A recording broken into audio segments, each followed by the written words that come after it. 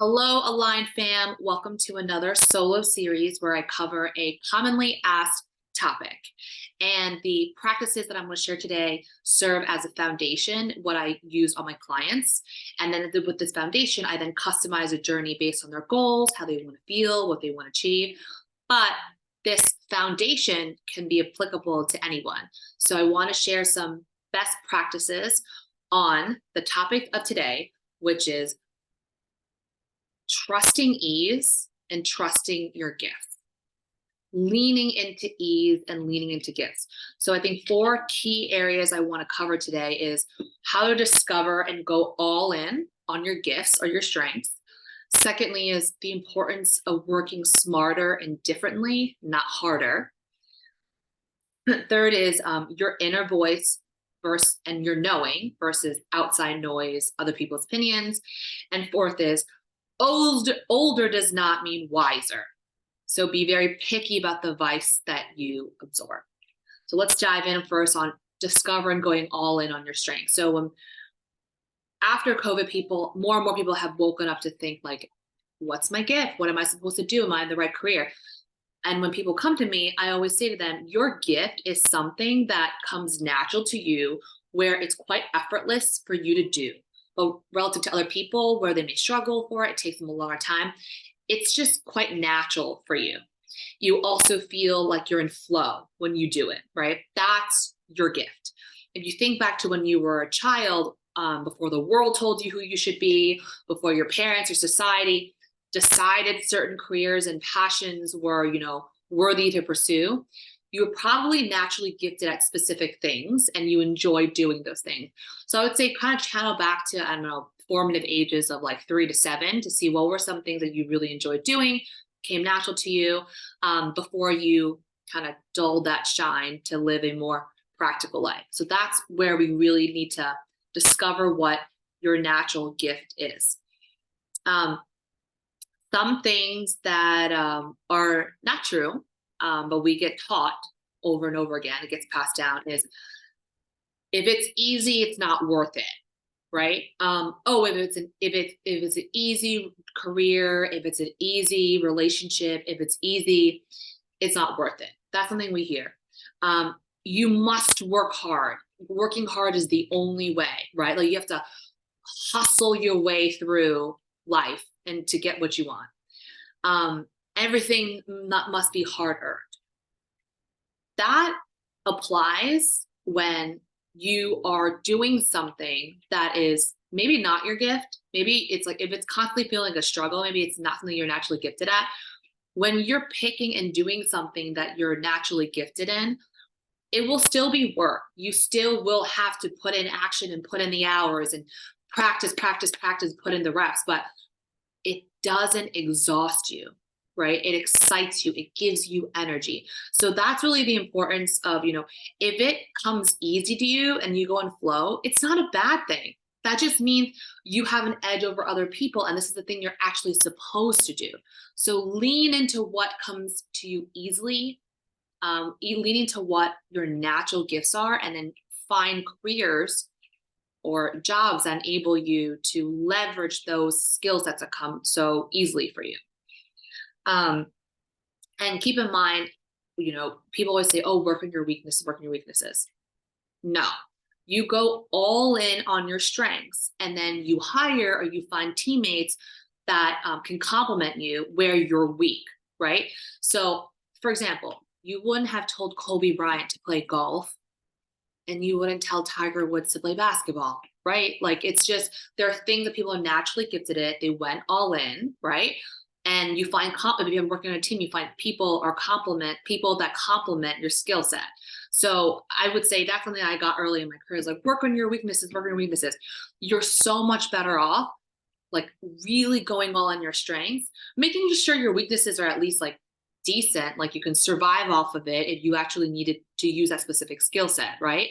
But make sure you're literally spending most of your energy building your strengths and your gifts. So that's one thing definitely want to harp onto, which is discovering what your gifts or strengths are and going all in. Second thing is about working smarter and differently, not harder. So there's a really good book I want to recommend called U Squared, like U as in the power squared. And the book opens in a really cute and powerful story where there's a fly, a little fly, running into a glass window, right? And it's going to die if it doesn't run through the window to go outside, right? So this fly is literally hitting through the same thing over and over again, just powering through the glass wall, which is net window, which is never going to happen. And the whole point is it's literally working itself to death.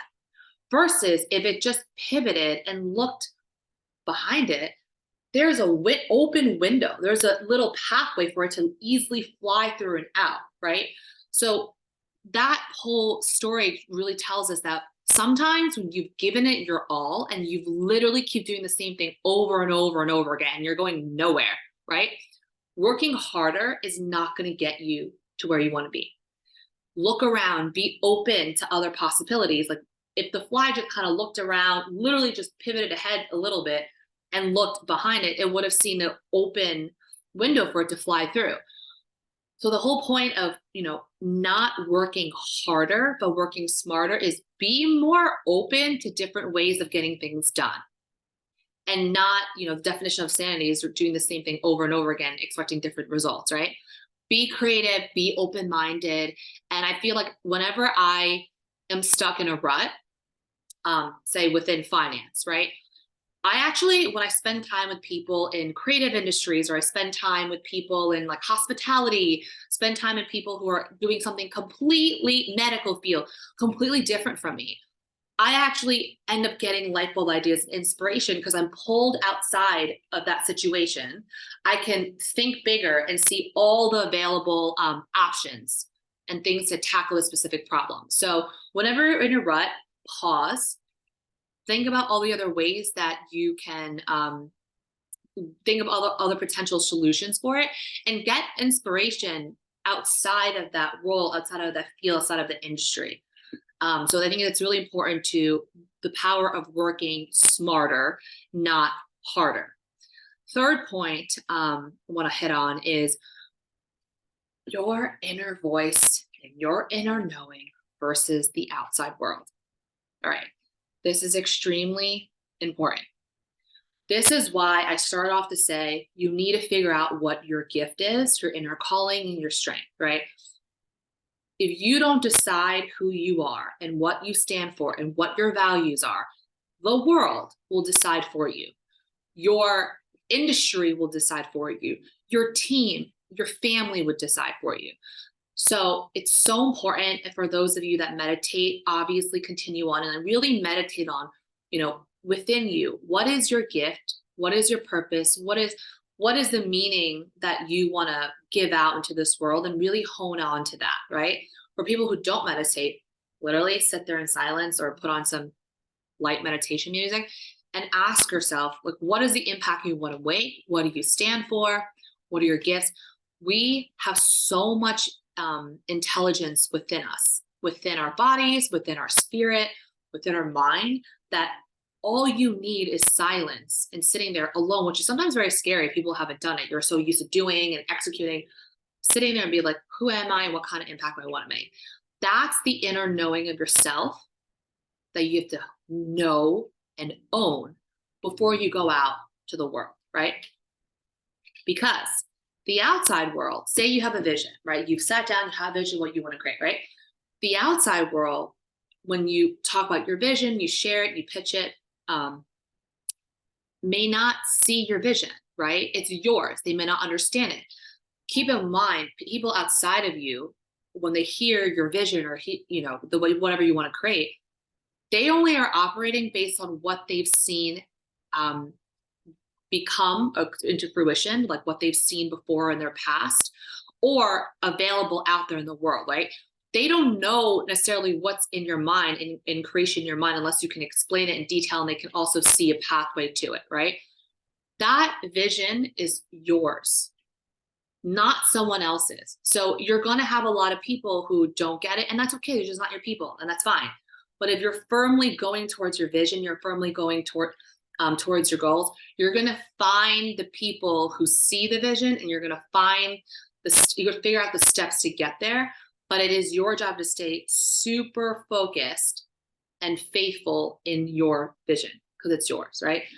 Few things to keep in mind when you get criticism about your vision or your inner knowing. Um, you don't ever get criticized by people who are doing more than you. If you think about that, right? Say you put something out there. I don't know, let's say it's a song. Okay. You created a song or a dance you put out there. People who are hustling, people who are creating, who are doing, who are operating, who are throwing themselves in the ring, they don't have time to go criticize you because they're doing their own thing. Or they look at you and think like, wow, they had the guts to do it too. You will never get criticism from people who are doing more than you and who are not, and people that are not threatened by you, right?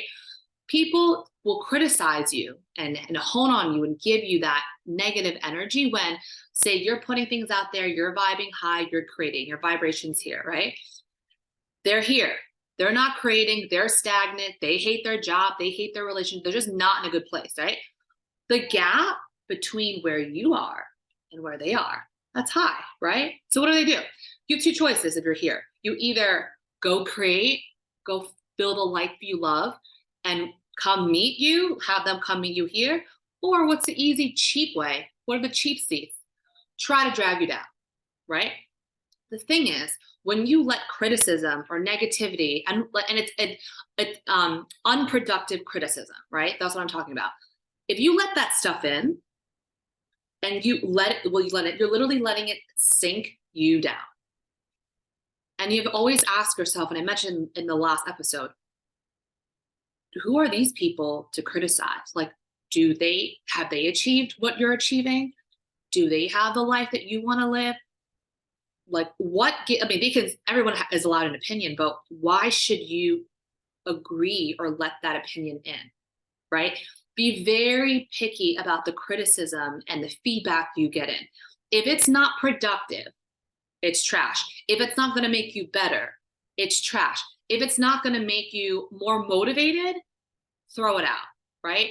You have a vision, you know exactly what your job is to keep going for and find the people who are vibing in this level, because that's where you're going to, these are the people up here who are going to actually help you build your vision, right? So keep in mind of what are the intentions of the criticism coming in? Are they really saying it from a genuine heart wanting to make you better? And the answer is no. Why are we listening to them? Why does it matter? So something to keep really in mind when it comes to your inner voice and your knowing versus listening to outside opinion, noise, whatnot. Last but not least, I love this one. Older does not mean wiser. All right. If the oldest people were the wisest, then all the best ideas, all the best companies, all the successes only came from people who were older. Clearly, that's not true, right? I see time and time again, people, say, it doesn't matter, but I mostly would say ages late 30s to 40s. Like, oh, but like this older man told me this, like this older woman who's been in the industry list on told me this, or this older person who is in a completely different field, has never done what I've done, like gave me this advice, right? Okay. Be picky about the advice that you're taking in, right? Everyone's 24 hours is very different as we see people achieving and doing different things.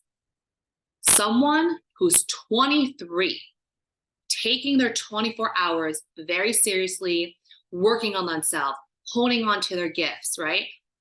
They're going to be further ahead than someone who's 10 years older, 33, who's just been cruising the last couple of years.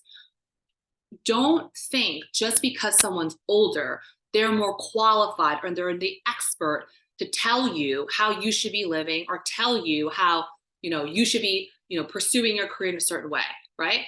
Be open to all types of opinions, be open to all types of feedback for sure, right? Especially if you're going to your mentor or whatnot.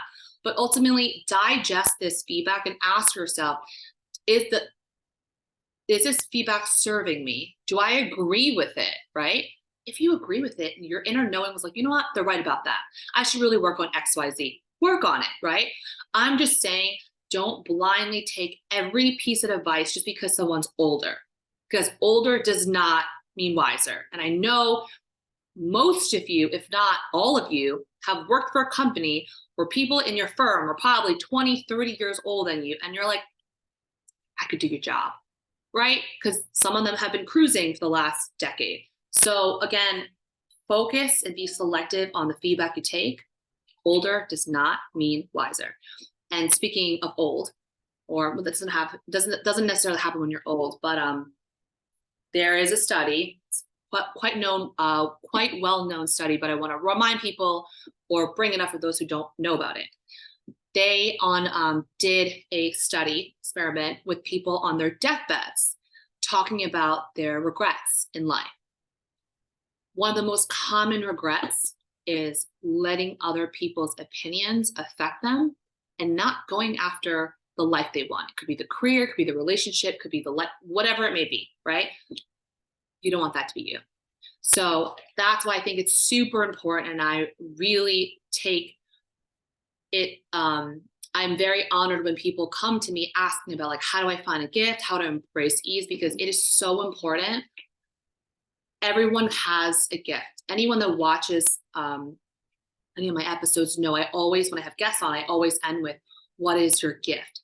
Everyone has a gift, and I really believe when you hone on to it and you use it, you will literally help heal, inspire humanity. Like, think about, if, I know Taylor Swift is trending and obviously I love her. Imagine she let all those negative critics and comments from people stop her from making music. We wouldn't have a lot of these albums, right? If she didn't turn pain into art and she didn't turn pain into a creation, right? Think about your favorite athletes, think about your favorite idols. If they let criticism in and they didn't trust their gift, we wouldn't be benefiting from the movies, the artwork, the music, the companies, right, that we have today. So I just really, really hope this episode helps you really hone and discover what your gifts are and have the courage and the faith to go all in and trust that inner voice.